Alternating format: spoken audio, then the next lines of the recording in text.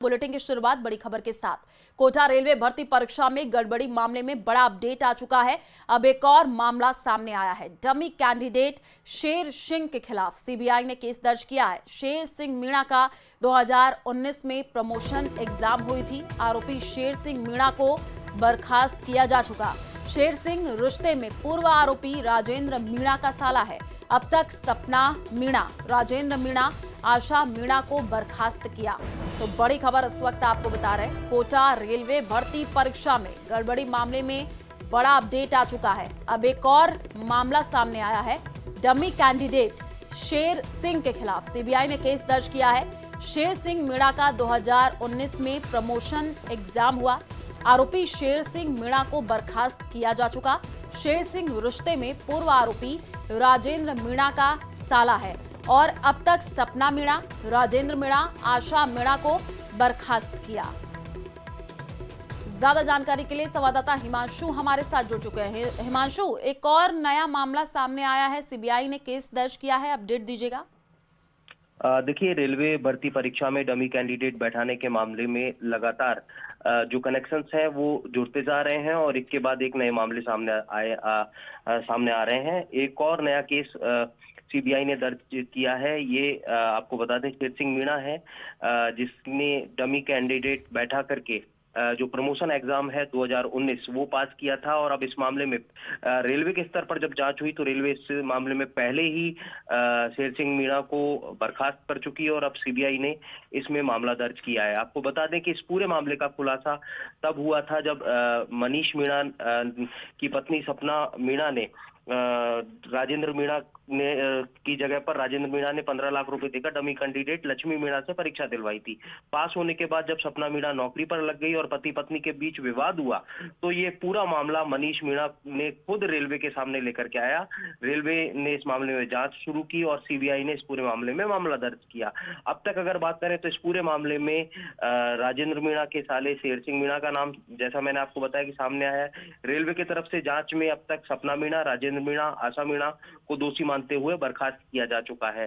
तो सीधे तौर पर कहा जा सकता है कि चेन निकल करके आ रही है। धीरे धीरे वो तमाम चेहरे निकल करके सामने आ रहे हैं जो गड़बड़ झाले के साथ, डमी कैंडिडेट के साथ और पैसों के खेल के साथ जो है वो रेलवे में नौकरी हासिल किए, रेलवे में प्रमोशन हासिल किए। और अब इन सब के साथ में कहा जा सकता है कि निश्चित तौर पर सीबीआई के राडार पर वो तमाम अधिकारी भी होंगे जो कहीं ना कहीं इस कड़ी का हिस्सा पर्दे के पीछे रहे होंगे। तो सीधे तौर पर कहा जा सकता है कि एक बड़े खुलासे का जो आकलन है वो किया जा सकता है। लेकिन एक बड़ा सवाल जो शिकायतकर्ता मनीष मीणा है उसके तरफ से भी खड़ा किया गया है कि करीब करीब 6 महीने का अंतराल हो गया है, 6 महीने बीत गए हैं, लेकिन मामला दर्ज करने के बाद अभी तक भी इस पूरे मामले में किसी की गिरफ्तारी नहीं हो पाई है। तो इस तरह का जो आरोप है वो शिकायतकर्ता मनीष मीणा की तरफ से लगाया गया है कि इस पूरे मामले में सपना मीणा सहित कई लोगों जिनके खिलाफ मामला दर्ज हुआ है उनकी गिरफ्तारी नहीं हुई है। तो देखना होगा कि किस तरह से सीबीआई इस पूरे मामले को अब आगे बढ़ाती है और कितने और चेहरे इस पूरे मामले में बेनकाब होते हैं और कब तक जो है जिन लोगों को फिलहाल सीबीआई ने आरोपी माना है उनकी गिरफ्तारी होती है। बिल्कुल हिमांशु, कई बड़े खुलासे भी होंगे, आप नजर बना करके रखिए। शुक्रिया तमाम जानकारी साझा करने के लिए।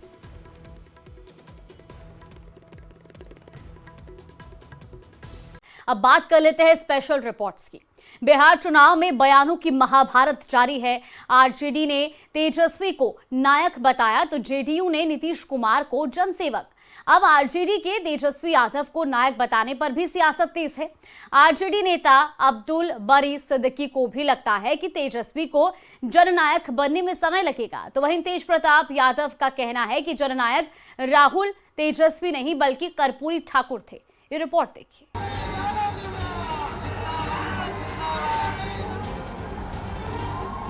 न नायक है न जननायक है, ये एक्चुअली नालायक है। बिहार विधानसभा चुनाव में राजनीतिक दलों की ओर से अपने अपने नेताओं के लिए एक से बढ़कर एक शब्द गढ़े जा रहे हैं। कोई नायक कह रहा है, कोई जननायक कह रहा है, कोई जनसेवक कह रहा है, तो कोई नालायक बताकर तंज कस रहा है। न नायक है न जननायक है, ये एक्चुअली नालायक है। कांग्रेस ने कुछ दिनों पहले राहुल गांधी को जननायक बताया था, जिस पर जमकर विवाद हुआ। आरजेडी ने बजते बजाते जननायक में से जन को हटाकर तेजस्वी यादव को नायक बना दिया। जिस पर एनडीए के नेता तंज कस रहे हैं। आज अखिलेश यादव भी जननायक बनने लगे। न नायक है न जननायक है, ये एक्चुअली नालायक है। पटना में आरजेडी दफ्तर के बाहर लगाए गए इस पोस्टर ने सियासी पारे को चढ़ा दिया है। केंद्रीय मंत्री चिराग पासवान ने हैरानी जताते हुए कहा कि जो अब तक एक बार भी मुख्यमंत्री नहीं बना, वो खुद को जननायक मानने लगा है।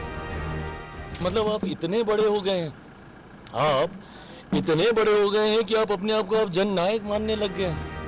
विरोधी तो विरोधी, आरजेडी नेता अब्दुल बारी सिद्दीकी भी मानते हैं कि तेजस्वी यादव को जननायक बनने में समय लगेगा।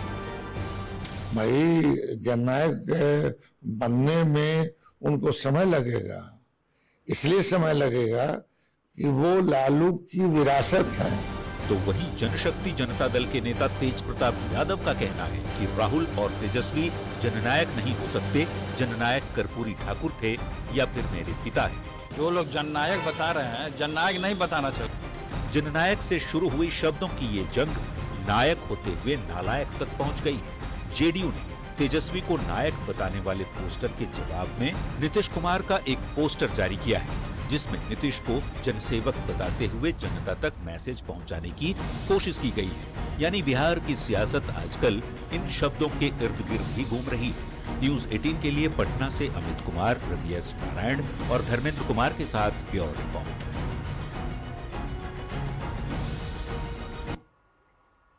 और अब बात बिहार चुनाव से जुड़े नए सियासी संग्राम की। प्रशांत किशोर के 2 वोटर आईडी को लेकर अब बवाल मचा है। एक अंग्रेजी अखबार में यह दावा किया गया है कि प्रशांत किशोर के पास 2 वोटर आईडी हैं, जिसे लेकर अब विरोधी उन पर हमलावर है। इस रिपोर्ट में देखिए। मतदाता का नाम प्रशांत किशोर, विधानसभा क्षेत्र करगहर, राज्य बिहार।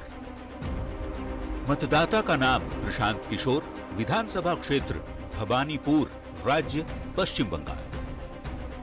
ये 2 वोटर आई कार्ड एक ही मतदाता के हैं। मतदाता भी कोई आम नहीं। बिहार में बदलाव की दहाड़ मार रहे जनसुराज के संयोजक प्रशांत किशोर। पीके के पास 2 मतदाता पहचान पत्र होने के मामले का खुलासा होते ही निर्वाचन आयोग ने उन्हें नोटिस भेजा और 3 दिन के भीतर जवाब तलब किया।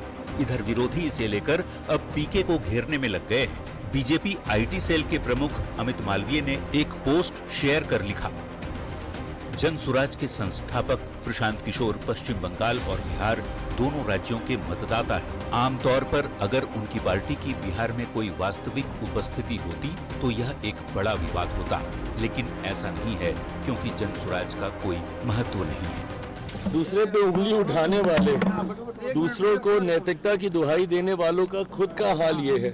जब खुद के घर शीशे के हो ना, तो दूसरों के घर पे पत्थर नहीं उछाला करते। पलायन पर प्रवचन देते हैं और खुद जाकर बंगाल में वोटर भी बन जाते हैं, बिहार के भी वोटर हैं। तो क्या इस उम्मीद लगाए बैठे थे कि तृणमूल कांग्रेस की राजनीतिक रणनीति के हम सहयोगी हैं? महागठबंधन के नेताओं को भी पीके पर हमला करने का मौका मिला तो वो कहां चूकने वाले थे। अब आप चुनाव आयोग को जवाब दीजिए कि एसआईआर के बाद भी आपका पश्चिम बंगाल में और करगहर विधानसभा में 2 जगह नाम कैसे आ गया। इस पूरे मामले पर प्रशांत किशोर का क्या कहना है, ये भी जरा सुन लीजिए। 2019 से अपने गांव कोनार के वोटर हैं। 2 बरस हम बीच में कलकत्ता में थे तो वहां के वोटर थे। अब इलेक्शन कमीशन कह रहा है कि हम एसआईआर चलाए हैं, पूरा वोटर लिस्ट जो है वो एकदम शुद्धिकरण कर दिया गया है उसका। तो उसके हिसाब से प्रशांत किशोर का नाम कोनार में करगहर विधानसभा में अंकित है। जाकर आप डाउनलोड करके देख लीजिए। हमको किधर भपकी देने के लिए एक नोटिस भेजे हैं, तो भैया नोटिस काहे भेजे रहो, पकड़ के अरेस्ट कर लो, देख लेंगे। लालू नीतीश सरकार पर सवाल खड़े करने वाले प्रशांत किशोर अब अपने मतदाता प्रमाण को लेकर चौतरफा घिरते नजर आ रहे हैं। देखना होगा निर्वाचन आयोग के नोटिस के जवाब में पीके की क्या प्रतिक्रिया होती है। पटना से संवाददाता रवि एस नारायण और आनंद अमृतराज के साथ ब्यूरो रिपोर्ट, न्यूज 18। तो वहीं एआईएमआईएम चीफ असदुद्दीन ओवैसी ने बिहार के गोपालगंज विधानसभा क्षेत्र के छोटका सांखे में जनसभा की और इस दौरान उन्होंने आरजेडी पर बड़ा हमला बोला। ओवैसी ने कहा कि बिहार में जिसकी 3% आबादी है उसका बेटा डिप्टी सीएम बन जाता है, जबकि 17% आबादी वालों को मौका ही नहीं मिलता। अब ओवैसी के इस बयान पर सियासत भी शुरू हो गई है। जिसकी आबादी 3% की नहीं है वो ये कह रहे हैं कि अब की बार उनका उप मुख्यमंत्री राजद से होगा, और जिसकी आबादी 17% है उनका कोई नामो निशान नहीं है।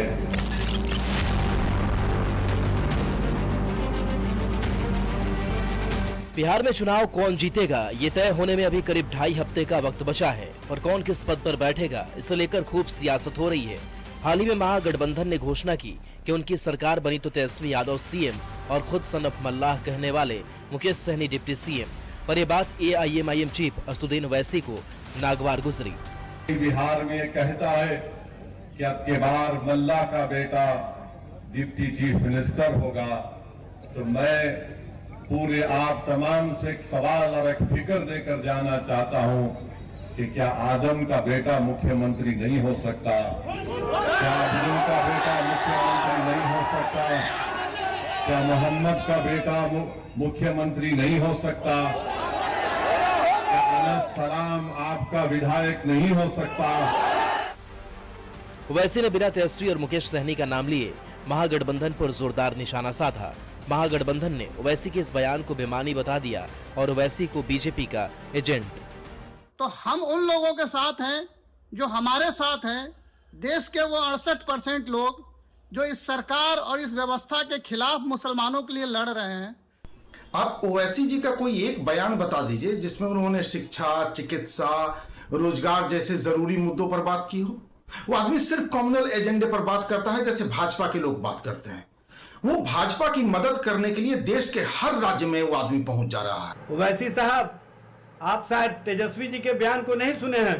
तेजस्वी जी ने स्पष्ट रूप से कहा है कि भारतीय जनता पार्टी जो बेचैनी दिखा रही है और जो अल्पसंख्यक हितैषी होने का ढोंग कर रही है, उनकी बेचैनी को हम जल्द ही पूरी तरह से समाप्त कर देंगे। ओवैसी ने महागठबंधन पर टिकट बंटवारे में भी मुसलमानों की अनदेखी का आरोप लगाया। मुसलमान यानी तेजस्वी के एमवाई समीकरण का एम और इस एम पर ओवैसी की भी नजर है। अब देखना होगा कि ओवैसी की चुनावी चाल आरजेडी का खेल खराब करती है या एआईएमआईएम बस बुटकटवा बनकर रह जाता है। गोपालगंज से संवाददाता गोविंद कुमार और पटना से रवि एस नारायण के साथ ब्यूरो रिपोर्ट न्यूज़ 18।